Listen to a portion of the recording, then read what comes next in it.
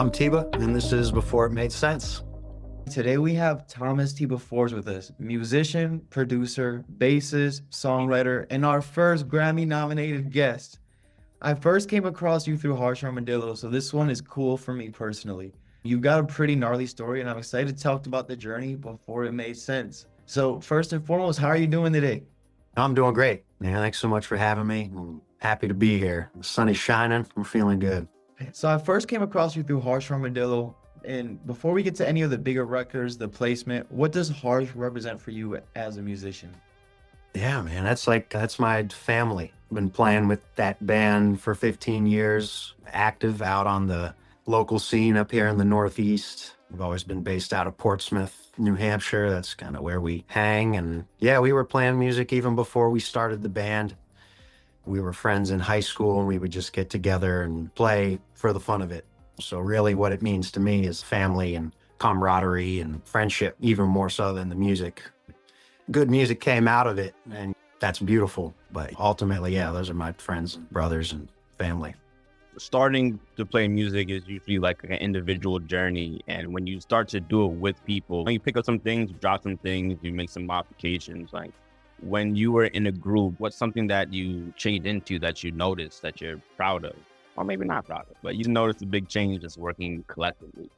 Yeah, I mean, I've always, even within music, that's how I've made friendships and created relationships and made my connections. Just learning how to work with people. Another piece that made that band successful was just having such a variety of different styles, personalities, and mindsets. The guitar player loves like reggae and metal. The keyboard player loves jazz and classical. I love reggae and hip hop and R&B and like funk and everything. But it was just this melding of styles. And because we were friends and there was no clear leader of the band, there never really was a leader, and that was always a good thing for us because we could always kind of call each other on our bullshit. We could call each other out when we didn't like an idea. If you're producing or if you're working with other people, they're throwing ideas at the wall. You don't want to say it in the wrong way so it discourages them or kills the energy or the vibe or the friendship or the relationship. So yeah, we were just able to be honest with each other and push each other in tough ways. Guitarist would bring a part where I'm like, dude, I don't know how to play that. I can't. So do it. Come on, do it. So we would push each other in cool ways like that. And yeah, just a lot of like uncomfortable moments too. That was ultimately what made us grow and turned us into what we were. It gave us such a unique sound. Yeah, it's definitely like a family intimacy. Like you figure things about each other. You don't step on each other's toes, but you could. It's very, very, very cool. Like I like the dynamic that you guys have going on. And family dinners, always very important. I'm always the advocate for having family dinners. What's going on in your life? What's happening with you right now? And that's such an important part of it as far as I'm concerned, because if you had a bad day at work or something's going on at home with the family and you bring that to practice or you bring that to a show or you bring that to the recording session, it's gonna show. So yeah, kind of making time for that connection outside of the music to then contribute to the music being just that much better. Interesting. People don't really talk about how important feeding into relationship aspect, the soul aspect of it is to making the music. It's usually the other way around. Like I make music from my soul, man. But it's like you guys, I'm taking care of our relationship and our souls for the music. Do you ever feel like the drive for the music ever just became too much though? Do you ever feel like I'm putting my all into it just for it to sound like something it can't get to? Yeah, I see what you mean. Not necessarily sound like sonic wise, but even just personal lives. Me from the get-go, like I never went to college and I was just doing live music like right out of the gate, right out of high school, and really wanted to make a career out of music. And a lot of that comes from the way I grew up and kind of just my personal mentality, my philosophy of life. And that didn't necessarily connect with everybody else in the band. A lot of the other members had full-time jobs or mechanical engineers. My buddy Dan, he's the drummer, like he maps the ocean. They have really cool jobs and they're like solid, but not necessarily trying to go tour the country or tour the world or even have a lot of musical goals. We were just kind of doing it because it's fun, and that was the whole point of the group. But yeah, a big reason why I started my production career and finding other people outside of the band to work with was just because of that. So I really wanted to make a career out of it where all the other members were just like, "Oh, I'll do this on the weekend for fun." And that's always been a difference. I had a lot of expectations.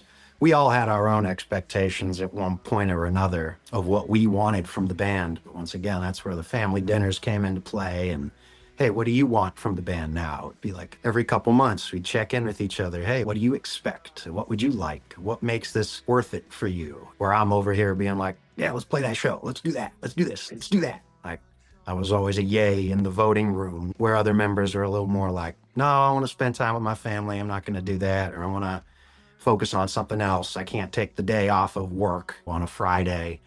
So we can't do that. So those kind of differences of lifestyle were really the biggest difference. But musically and sonically, we were fantastic, and always contributing and growing with each other. So Taking it back to the early days, for anyone just finding out who you are, who is Teeba? How'd you get the name and what got you into music? yeah, the name Teeba it's a funny, silly nickname my dad used to call me when I was a baby. Teeba Ariba. Like, I don't know where he came up with it, why. My name's Thomas, but I've always been Teeba, but only to my family, my sister and my mom. And yeah, my dad made that up when I was like little. So when we'd spend time with him, that just stuck with me. So I've always been Teeba to my close family. And eventually, when I realized more about branding and this is a business and all that stuff, it's like, oh yeah, should I be introducing myself as Thomas, which is still normal to me. But now you got to be pushing your brand. So that's when it's like, okay, I need a producer name, I need a logo, and yeah, I need a brand. So I was like, okay, Teeba is a unique name and it's personal and it's perfect for me. It's easy to say and remember. People spell it weird sometimes, but it's just a unique name. So I stuck with that and was like, yeah, I'm going to use that instead of saying I'm Thomas Forbes, the producer, because it's just a little more unique and more online with the brand. That's where the name came from, for sure. How would you describe your sound for people who are just getting into you and meeting you for the first time? Yeah, my sound I got a huge array of influences and I just do a lot of different types of music. That's super important to me, just to be versatile and try new things and be doing different genres, all that. So I would say my style, I love funk. That's like primary, like number one. It's got to be funky. It has to be. And you should be able to play the simplest thing and make somebody feel something. So in that same vein, it's like, yeah, I love reggae, funk reggae, rock, punk, hip hop, R&B. R&B is like one of my favorites just because you kind of get the hard, but then the really smooth, mellow, beautiful music. I'm kind of all over the place. I work in the Afrobeat world as well. And yeah, man, I grew up listening to Blink-182 and No Doubt and Sublime. And I mean, my musical influences are just all over the place. So it's tough. I make beat tapes, which are like hip hop, boom bap. Those are my beats, or I'm using samples and using live instruments to make these beats and compositions, kind of a bed for artists, rappers, or singers to sleep in, and do what they do. And then I also write singer-songwriter sort of acoustic songs. That's how I write a lot of my own personal music, just for my soul. So I have my solo acoustic songs out there, which is like, I don't think I'd call it folk, but it's just like singer-songwriter sort of songs, a little more mellow. And then my collaborations are just all over the place. So me personally, yeah, I'd say R&B, hip hop when it comes to the production world. And then, yeah, like singer-songwriter for just personal solo music. Yeah, yeah. People go through your page and you sing in the woods, singing in your home, or you're having all these connections, but that's usually what people see. And I can only imagine the amount of process and work that it goes into, like, behind the scenes to just generate so much content all the time. What does your process actually look like? Is it regimented? Is it by the vibe? Like, how have you crafted that over time? Yeah, that's a good question. A lot of the time I wish it was more regimented. But at the same time, I like maintaining that freedom. Kind of, you have to go where the creativity points you. I feel like any creative's ideal, perfect world, you could just be creative every day, and it's just not reality. So, I follow that, but also have always had side jobs, whether it's working IT, picking up phone calls, or taxiing people around, driving, like doing painting jobs. I've learned that that's a really important part as well to the creative process, to just kind of do something different and take yourself away from that. Just kind of living life in those other ways to then better contribute to the creativity. Yeah. Yeah, I think a lot of people miss that because you have to have those day-to-day interactions and like side quests. Because if you keep just creating and creating and creating, then it becomes like, what else can I do? I'm overthinking, I'm overdoing. So I don't think enough people talk about that part of the process and just living life to build new art. Absolutely. Absolutely. It's like you got to go live it to understand it. Erica Badu said something. It's called, like, she calls it downloading. Like, you need to take the time to download to produce. So that's always been an interesting thing, just to understand the reality of it.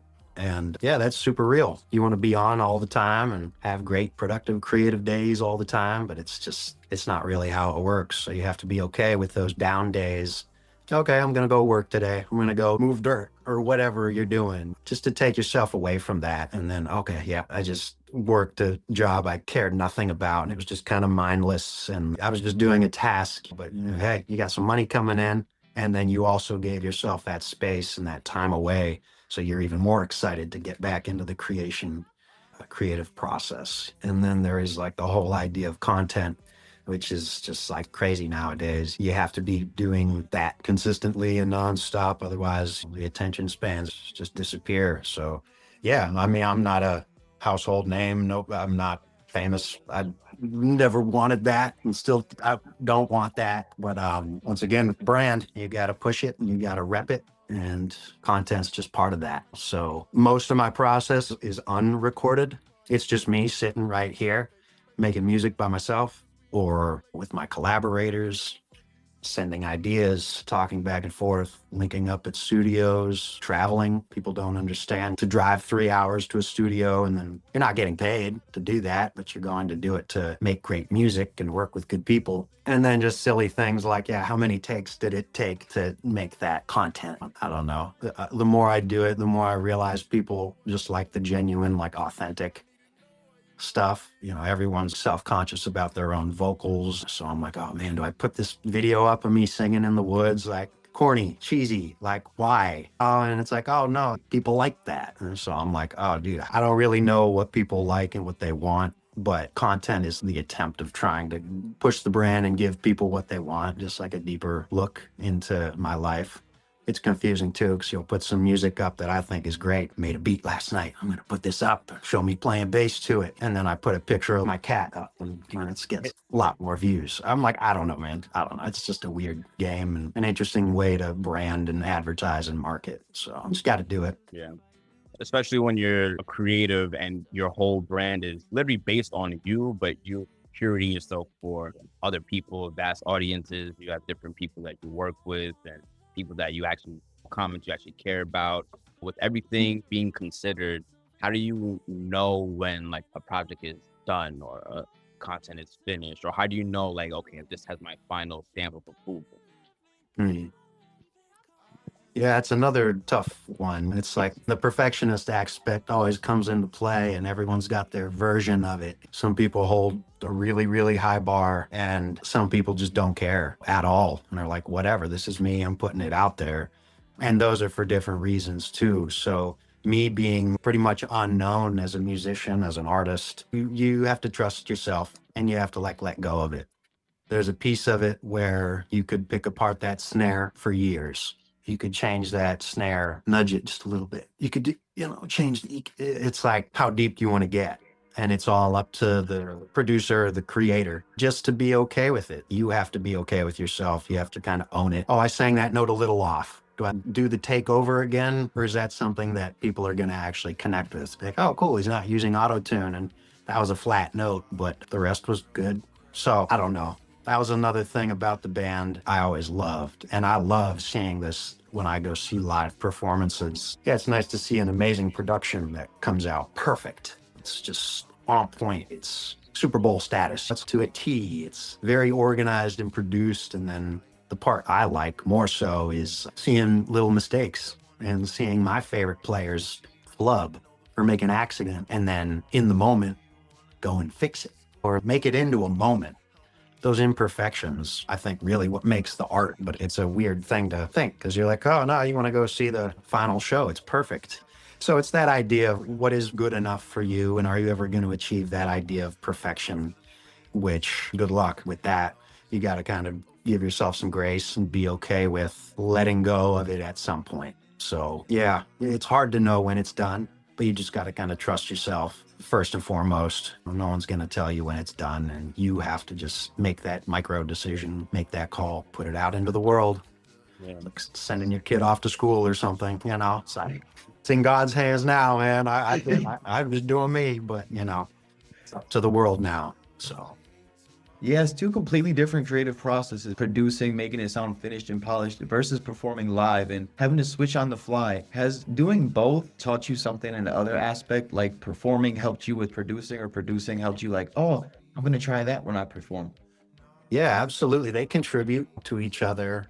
They're very different things. Ultimately, I've learned I'm just searching for that feeling of when you play a good show or when you're having a moment on stage, when you're in the studio and you just, oh my, this is incredible. Like I'm getting emotional. You're always trying to get the feeling, whether it's in the studio or on stage. And yeah, learning things all the time. It's like the stage is a place where you can kind of let loose. And obviously, things are more recorded now. I think probably every live show is recorded at this point, where it used to just be like no one has their phones. They're just at the show watching it. And the moment happened and it's never going to be experienced again. Whereas recording music is there forever. It's on record and people will listen back to it for who knows how long, but it's more permanent. So it's not really necessarily the place to open up, do a bunch of fills and solo, or I'll be like, oh man, I want to go up there. And it's like, no man, just keep it down here. Know your role. So yeah, stage is fun because you can kind of let loose a little bit depending on the gig, obviously. But with my band, it was like, dude, no one's telling, I can do whatever I want. No one's going to call me out. And if they do, I'll like, it was just that thing. We could all try and do whatever we wanted. But in the studio, it's more, okay, you know your part. It's not the time to try new things unless you feel real confident about it. It's just a different process. But the knowledge learned from each side definitely contributes to each other. Yeah. I'm always like, ooh, I want to try that out live. Or, wonder what that would sound like in the studio. Playing for a live audience, playing for a studio, there's different ways that you're catering to each ear. And you know exactly what people are looking for in the music industry because you've experienced it over time. What's the misunderstanding or something that people don't really understand about the music industry that they think they do?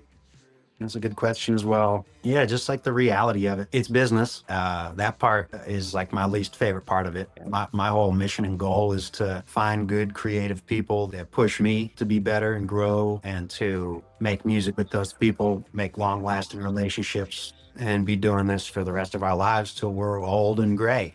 That's my goal. And that's how I've always moved, even within the music industry.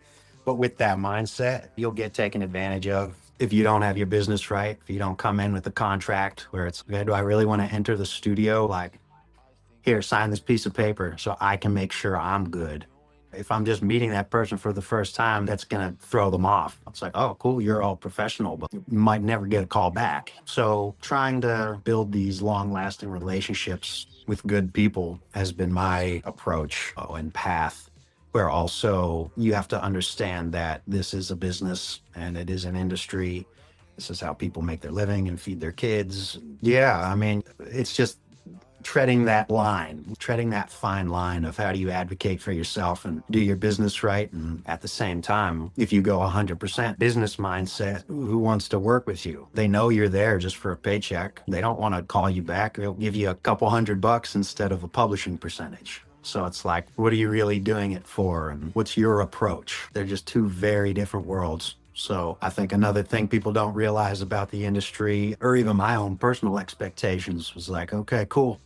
Build up my publishing catalog, get the records with big people, big names, big artists, and work with great producers. And that's gonna get me an $80,000 a year career. And it's like, no, no, man, that's nope. I think people just assume that if you are Grammy nominated or winning these awards, working in these rooms with famous people, that you're automatically that.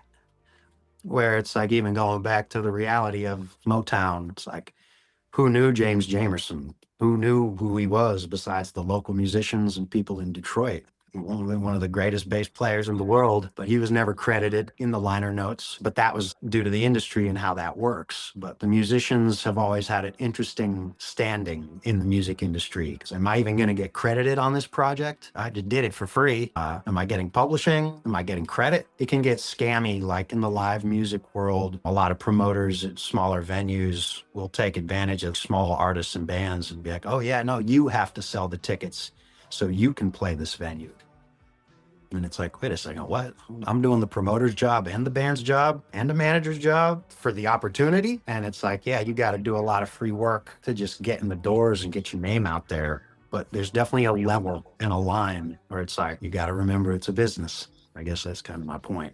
But yeah, I don't know, man. There's a lot that's unknown about the music industry, but all the stories that you hear people talk about, it's like it's all true. And there's some horror stories, and people always said, watch out, that's a tough industry to be in. And they're right. It's super cutthroat. It's not steady. It's not stable. It's unreliable. But once again, that's where you got to be passionate. You really have to love what you're doing.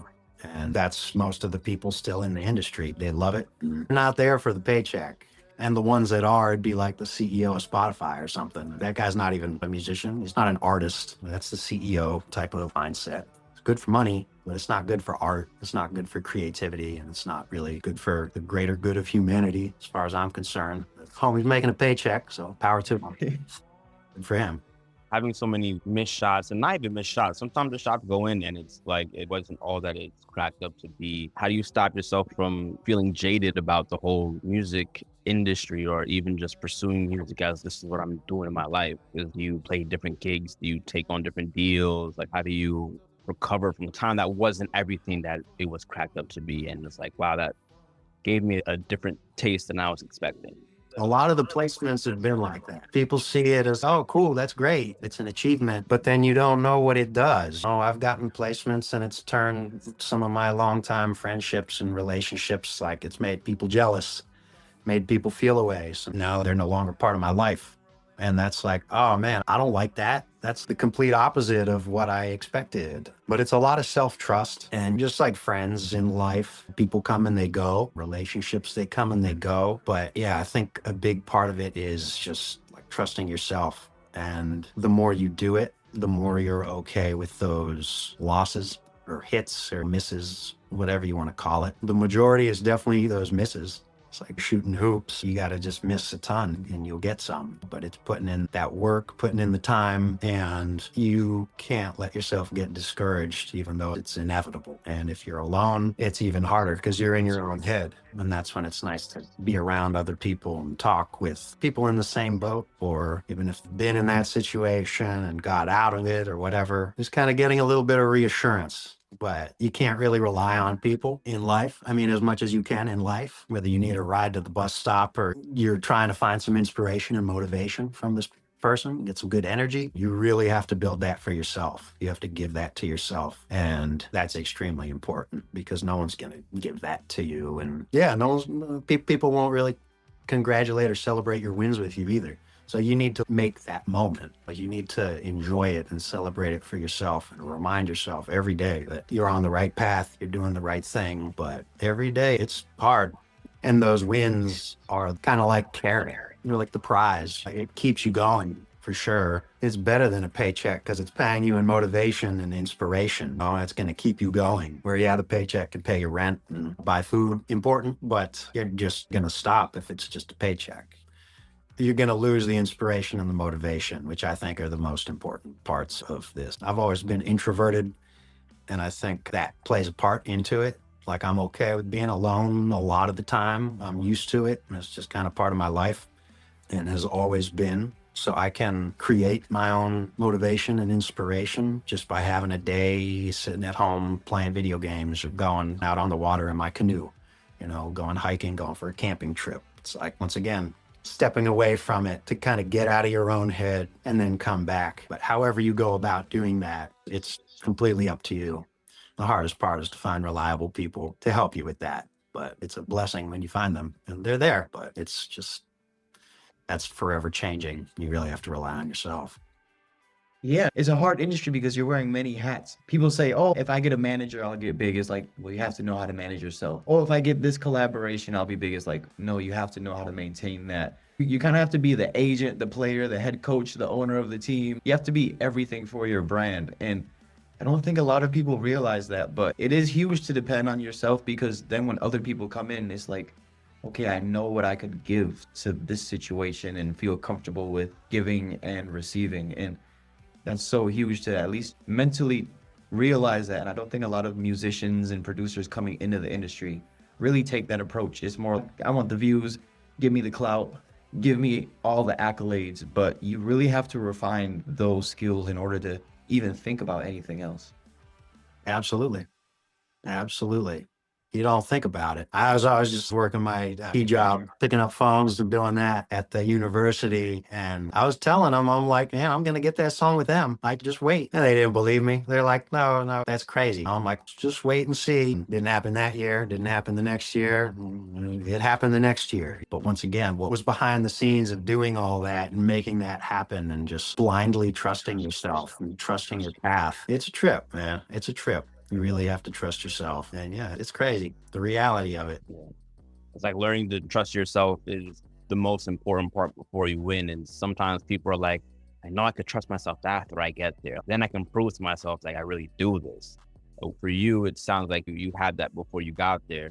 What was it like for you getting to the point to say, I do make music, I do produce, I do play an instrument, I am a musical artist? What was that moment for you? When I was in high school, I just told myself over and over again, like, this is what I'm doing. This is what it is. And that got me on that path. But that narrative is still in my head today. This is what we're doing. This is my career. This is my profession. So many people put like a career, you just automatically assume it has to do with money. And that's just never been in my mind. That's not why I make music. That's not why I live the way I live. Like I said, the way I grew up, man, I just grew up around the world seeing people coming from different places. And I saw what true happiness was as a little kid, 7, 8 years old. And seeing that in different forms around the globe, it really solidified that thought in my mind. So even having those experiences as a little kid contributed to me accepting this truth of mine that I'm going to make into a truth. Once again, I was the only one really pushing myself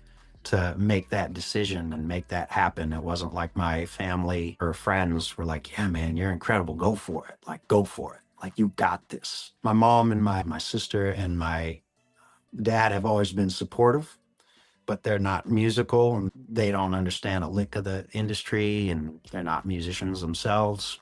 So with a little bit of support is nice, but at the same time, it's a wildly unrelatable situation to be in where if things aren't working or not happening, the amount of times my friends have said, yeah, man, why don't you just get another IT job?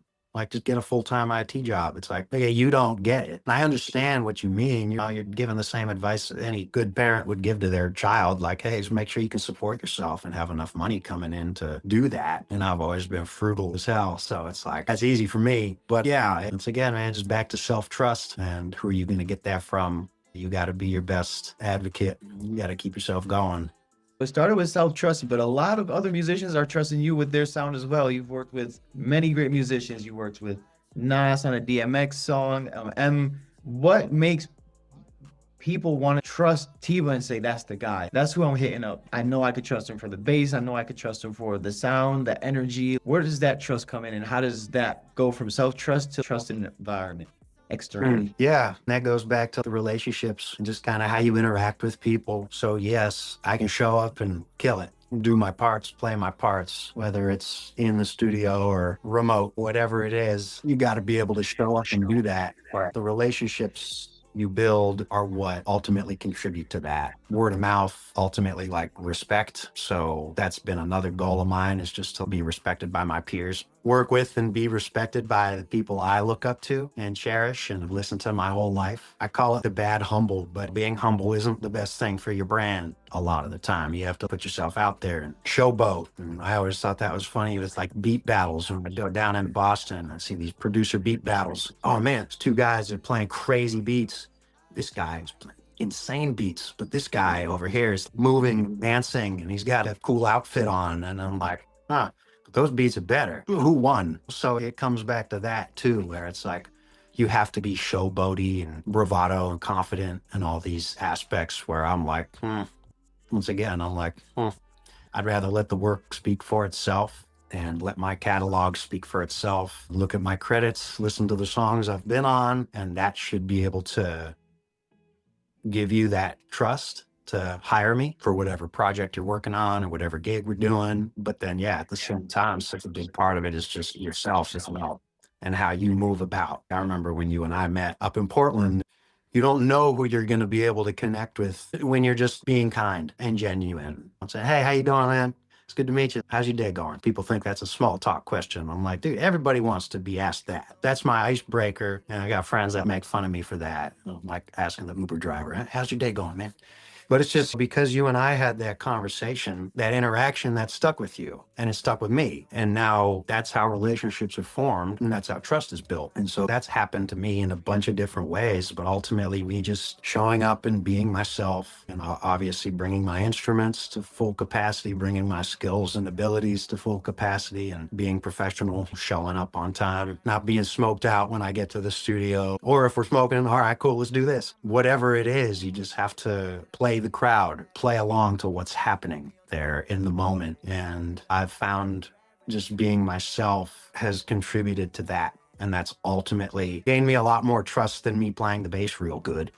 Cool. You can hire a billion bass players, but hey, you want to come make music? You want to be around that person? You want to drive in the car with them for 3 hours? It's those sorts of questions you got to ask. And do you want to spend time with that person? Do you want to open up to that person? Do you want to tell them about the tough things going on in your life, to scrape that off the surface to get to the real shit inside so we can open our souls up and put that into the music? That's it.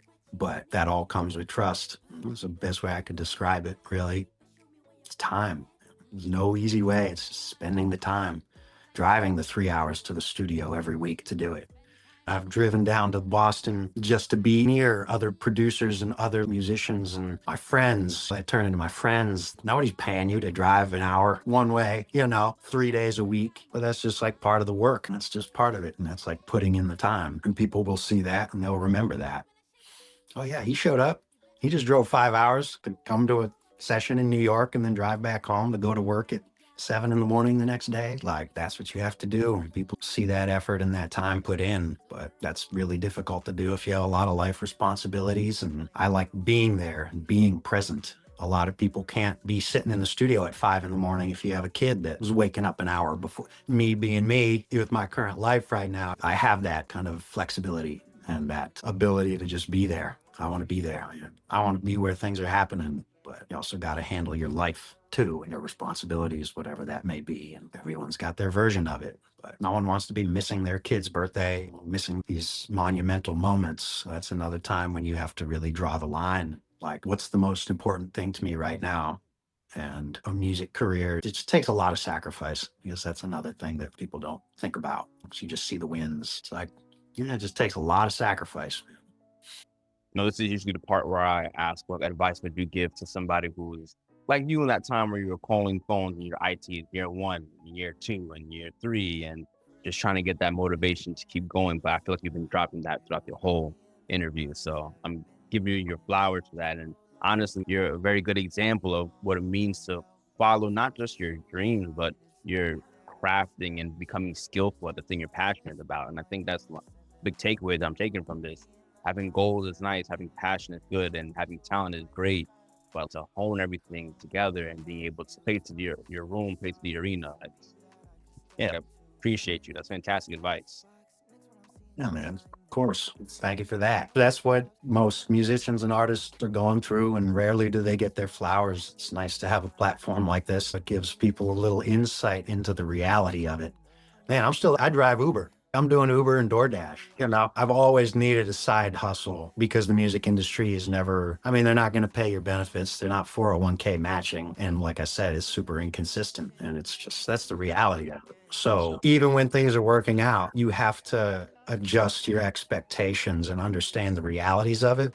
And those realities don't hit until you're in it and you're like, oh, whoa, I thought this would change my life. And some of them do. And then some things that you expected would don't. And yeah, man, I wrote a song a year or two ago. It's called What's Changed. And it's that whole idea of what really changed. Like, I'm growing every day. My skills are growing. My network is growing. This career that I'm building and this life that I'm building is growing. But I'm still me. And, you know, that inner part of me that I was as a little kid never changed.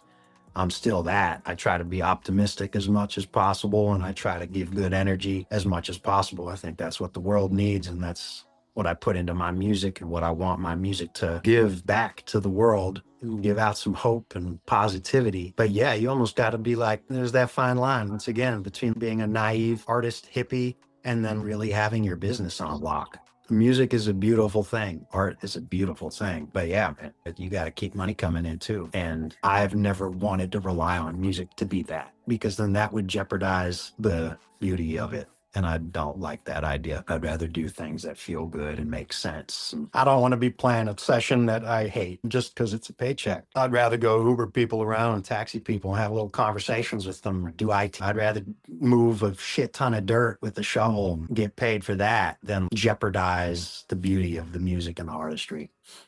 Yeah, one thing no one can say about Teeba is there's bad art associated with you. How you could go from hip hop to jazz and then go to funk and just pure good quality art. I'm excited to see what the future holds for more art from you.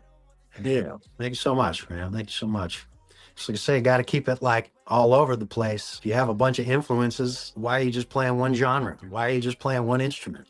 And that's when people get stuck. You get stuck in a bubble or a path. And how is that making you grow? I always think about that. Where it's like, that's what we're doing here. That should be every artist's journey, is just how do I keep growing? And I do not know enough. I need to know more. I need to learn. I need to fail. I need to fall right on my face and get back up. I need to be humbled. I need to be shown that I'm not shit. I need to remember that. And that only contributes to your growth. But that's a lot of other things that people don't really think about. You really need that mindset to keep going. So thank you for the love, man, and the flowers. And that's just me hitting different parts of my soul. Because if I was just making hip hop music, I wouldn't have that other side. I need to write my solo acoustic songs. That's a part of me, but they're all just little pieces of you. You don't have to just be one thing. And I think people think that sometimes, where, oh, okay, well, this is working. I have to do this because it's working and it's who I am now. And it's like, yeah, but what would happen if you tried something different and you failed at it? Or maybe you would succeed incredibly at it. Who knows? Michael Jordan going to play baseball. It's like, he tried it, man. Like, power to him. I just have respect for people that do that and aren't scared to fail, because that's what this whole thing is. This whole life is failure. And that failure word can't have a negative connotation to it like we always put to it. Oh, I failed. I'm losing. I'm failing. I'm not hitting my mark. So again, you got to like with failing, be okay with growing and trying new things. So that's what I'm doing all the time, man. Just trying new things and trying to meet the best people I can. Well, speaking of new things, what new projects do you have coming out, and where can our viewers, listeners find you? It's been an interesting year so far. I released a beat tape in the winter with my good friend J57. That's like a nice little 4 or 5 track EP beat tape we did together. You can find that if you just type in Teeba J57 from like Spotify. It's everywhere. Another one I'm really proud of is the song I played bass on for the new Marlon Craft album. That's a super jazzy song. And yeah, that's been in the works for a couple years, and it came out this year, a month or two ago. The whole project's amazing. So check out the new Marlon Craft album. It's called The Internet Killed the Neighborhood. And yeah, my homie Mnemonics produced that song, and I'm playing bass on it. I'm trying to remember the song name. Is If I Loved Me? I think is what it's called. But check out the whole album and you'll hear me. If you're listening to the album, that song will come up. And the thing I'm most excited about, besides just making music when I get off the phone here with you guys, always making something new. That's always my most exciting thing. But no, the last year I've been working really hard with Mr. Porter and Rhapsody on her next album. So that is at the final stages of mastering and just finalizing the project. But that is coming out this year. I don't have a date for a release date yet, but that's going to be released through Rock Nation. And that's going to be the new Rhapsody album that Mr. Porter executive produced. And I'm all over it. And I can't really talk too much about it because it's still at that stage. But check out the new Rhapsody album that's coming out. I'm all over that. We made some of it in South Africa. We made some of it in North Carolina, where Rap's from, and made a lot of it out in Detroit too, which is where I've been spending a lot of my time the last couple years. So very excited for the Rhapsody project. But yeah, those are some of the other things too that I have in the works. And I was just trying to keep things moving. That's it, man. Teeba, it feels like we're just scratching the surface with you, man. But it's been a pleasure to meet you, to talk with you, and just to see a bit of your soul. And thanks again so much for having me. This is a fantastic platform. I'm just glad you guys are making this happen and doing this sort of thing. Helping hands. It's another thing that's kind of, I don't want to think of it as a rarity today, but I feel like everybody's trying to help out other people best they can. And so I appreciate what you guys do as well. That's another huge part of life. You can't do everything by yourself. I'm just say, man, I love making music by myself, having my ideas, but the best things I've ever made and are my collaborations as far as I'm concerned. So finding good people, great platforms, and being able to have conversations like this is super impactful. It helps me out a lot. And I think it helps people connect more and just understand the situation and the process and the realities. And yeah, man, I'm usually just posting up little clips, so it's nice to talk too. Where can our listeners go and find you at on social medias? Instagram's the best place to find me, see what I'm up to and the current stuff is, news. It's Teeba, Teeba _ Forbes, Forbes.